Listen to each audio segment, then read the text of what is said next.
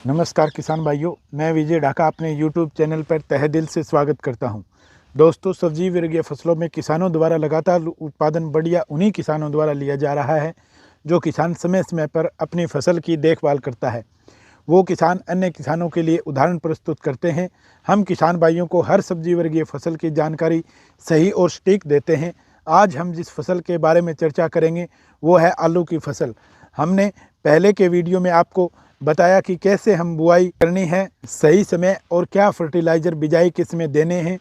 आज हम बताएंगे कि जब आपकी आलू की फसल 40 से 50 दिन की हो तो हमें क्या फर्टिलाइज़र देना है और कैसे कीट प्रबंधन करें ताकि हमारा आलू अच्छे से साइज बनाए और तना मजबूत हो। जिस पौधे का तना मजबूत होता है उसके आप देखते हो कि वो फसल बड़ी मजबूत होकर और पूरे प्रोडक्शन के साथ निकलती है। आप देख रहे हैं आपका अपना प्रिय चैनल विजय ढाका किसान का दोस्त। यदि अभी तक चैनल को सब्सक्राइब नहीं किया है तो किसान भाइयों जल्दी से चैनल को सब्सक्राइब करें और बेल आइकन का बटन दबाएं ताकि हर जानकारी समय समय पर आपको मिलती रहे। किसान भाइयों, किसी कारणवश आप सही से बेसल डोज नहीं दे पाए या फिर देसी खाद समय पर ना दे पाए तो अब आपका आलू सही से बढ़वार नहीं ले रहा है या जड़ों का फैलाव सही से नहीं हो रहा है। क्योंकि दोस्तों, कंद वर्गीय फसलों में जड़ों का विकास का बड़ा महत्व है। जितना इनका फैलाव बढ़िया से कराएंगे उतना ही हमें फल ज़्यादा देखने को मिलेंगे। क्योंकि यहाँ पे फल नीचे लगते हैं, जितना रूट डेवलपमेंट ज़्यादा होता है किसान भाइयों उतनी ही कंदवर्गीय फसल ज़्यादा प्रोडक्शन के साथ निकलती है। इसके लिए हमें क्या करना है, आलू में फंगस की संभावना ज़्यादा रहती है, उससे हम आलू को कैसे बचाएं। इसके लिए किसान भाइयों हमें पहली खाद 28 से 33 दिन में पहली खाद लगानी है, या आप ये कर सकते हो कि 30 से 40 दिन पे अपने को पहली खाद लगानी है। अब किसान भाइयों, जो फर्टिलाइज़र हमें देना है उसमें हमें कॉम्बिनेशन क्या रखना है किसान भाइयों, वो थोड़ा ध्यान देने योग्य बात है। किसान भाइयों, यूरिया 45 kg रखें।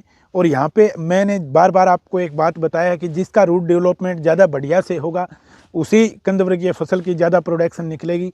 तो यूरिया 45 किलो के साथ किसान भाइयों ह्यूमिक एसिड 1 से 2 kg देना ना भूलें। आप 2 kg ही रखें मेरे हिसाब से, क्योंकि ये जड़ों के विकास के लिए अति महत्वपूर्ण होता है, रूट डेवलपमेंट अच्छा होता है और अपनी फसल की लगातार ग्रोथ चलती रहती है, चाहे वो नीचे से हो या ऊपर से अपने तने की हो। अब किसान भाइयों, एक मुख्य फर्टिलाइज़र और इसके साथ आपको कॉम्बिनेशन में देना है, वो 2 से 3 kg पर एकड़ के हिसाब से किसान भाइयों आपको देना है। उसमें आपका पोटासियम आ जाएगा 20% जो कि वाटर सोल्यूबल है, और मैग्नीशियम आ जाएगा 16% और सल्फर आपकी आ जाएगी 64%। ये तीनों ही न्यूट्रिएंट जो इसके अंदर होते हैं वो काफ़ी महत्वपूर्ण होते हैं। और एरिज कंपनी का ये फर्टिसोल के नाम से आता है किसान भाइयों, ये बड़ा ही महत्वपूर्ण है। और जिस फसल के अंदर इसको डाल दिया जाता है वो फसल ऊपर से लेकर नीचे तक एक संपूर्ण विकास करती है। इसलिए किसान भाइयों, मेरा ये बताया हुआ कॉम्बिनेशन यदि आपने 30 से 40-45 दिन के आलू में डाल दिया तो आपकी फसल आलू की देखने योग्य होगी और पूरा का पूरा 100% बढ़िया से प्रोडक्शन निकलेगा। अब किसान भाइयों, बात कर लेते हैं कि हम कीट प्रबंधन कैसे करें।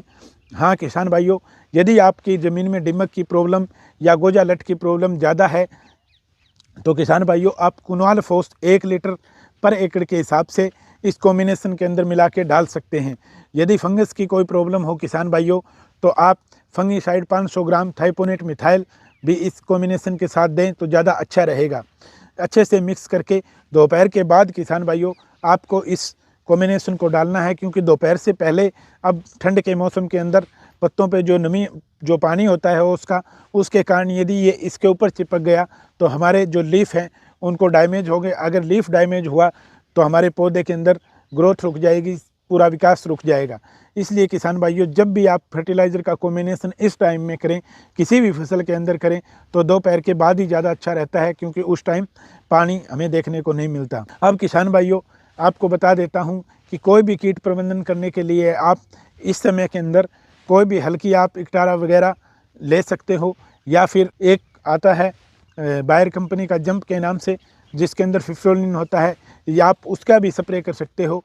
और एक हल्का से यदि स्प्रे लगा दिया तो ज़्यादा इस टाइम के अंदर हमारे आलू के अंदर कीट वगैरह देखने को नहीं मिलते, तो कोई भी हल्का स्प्रे आप ऊपर कीट प्रबंधन के लिए कर सकते हैं।